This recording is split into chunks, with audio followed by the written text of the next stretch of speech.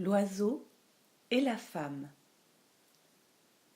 Elle fredonnait si joliment cette future accouchée que l'oiseau s'en émut. Rien jusqu'à ce jour où il l'entendit pour la première fois, rien ne l'avait fait tant basculer en une vibrance printanière. Le chant de cette femme devenait un espace en soi, un lieu pressenti pour de longs voyages. Ses lèvres absorbaient l'essence de l'univers pour la transmettre en une expérience épurée qui devenait révélatrice. Cette femme avait un don. Les oiseaux se trompent rarement.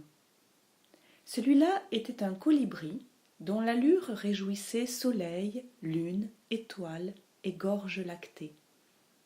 Le jour où la voix tant aimée se mit à enfanter dans une lenteur méditative, il contempla l'ouverture empourprée du sang des humains, et l'envie de saisir les nuées d'amour de cette femme l'emmena en un lieu au-dessus des nuages. Tandis que la mère chantait son travail, le colibri s'animait, de ci, de là, à ramener des mondes imaginaires de petits objets représentant des formes étranges et vertueuses. La danse de ces deux-là s'ébrouait dans une simplicité où, parfois, le chaos venait battre la mesure. L'oiseau et la femme se transformaient l'un dans l'autre, sans aucune autre pénétration que l'ardeur dans leurs yeux. Lorsque la mère laissa s'échapper l'enfant en un mouvement instinctif, à cet instant même, le colibri choisit une petite branche qu'il planta dans une pierre surplombée de vestiges maritimes.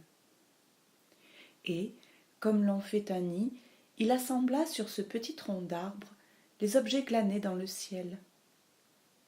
Les lèvres peignant les seins de sa mère, l'enfant se sentait déjà appartenir au chant de la vie. La femme, rapprochée de l'invisible, improvisait sur la respiration monumentale de la terre.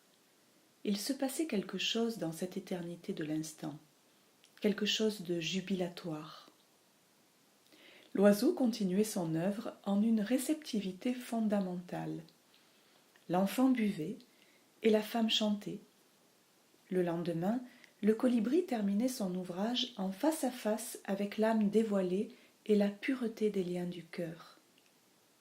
La création de l'oiseau était un jaillissement de formes sorties du vide. Des numéros, le 3 et le 9, des hameçons, des bouts d'agrafe à soutien-gorge, des mécanismes en spirale défaite, des bouts d'ici et de par là-bas. La créature, tel un cyclope, semblait avoir traversé les frontières de la complexité de l'esprit. L'oiseau avait désiré transmettre l'expérience de la richesse intérieure par soubresaut de maturité et aussi, paradoxalement, par sentiment minimaliste. Puis, plus rien à rajouter que la seule place d'une prière.